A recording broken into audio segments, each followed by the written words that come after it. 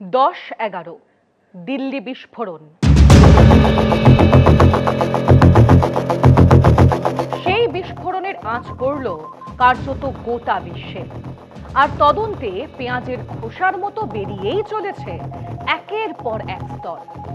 এখনো পিছু ছাড়েনি আতঙ্ক। এরই মাঝে ফের প্রকাশ্যে এলো আরো এক চাঞ্চল্যকর তথ্য। বৃহস্পতিবারই 4 জনকে নিজেদের হেফাজতে নিয়ে জেরা শুরু করেছে এনআইএ। চিকিৎসক মোজাম্মেল শাকিল গনাই, চিকিৎসক শাহিন শাহিদ, চিকিৎসক আদিল আহমেদ রাশেদ এবং মুফতি ইরফান আহমেদ ওয়াগিকে ক্রমাগত জেরা করছে তদন্তকারীরা।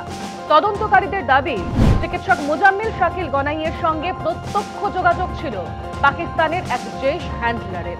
মোজাম্মেলকে বেশ কিছু বোমা তৈরির ভিডিও পাঠিয়েছিল ওই হ্যান্ডলার। সূত্র মারফত খবর, ওই হ্যান্ডলারের নাম মৌলভী ইরফান আহমেদ। জম্মু কাশ্মীরের শোপিয়ানের এই ইরফানের সঙ্গে যোগাযোগ তৈরি হয় মোজাম্মেলের।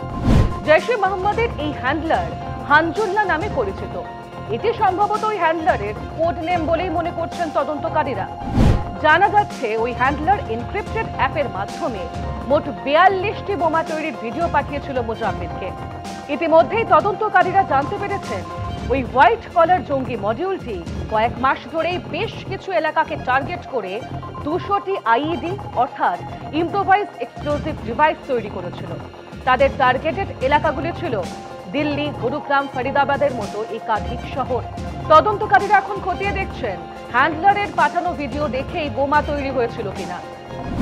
অন্যদিকে তদন্তকারীদের স্ক্যানারে তো রয়েছে ফরিদাবাদের আলফালা বিশ্ববিদ্যালয়।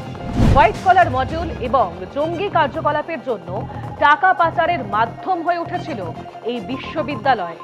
অন্তত এমনটাই সন্দেহ করছেন তদন্তকারীরা।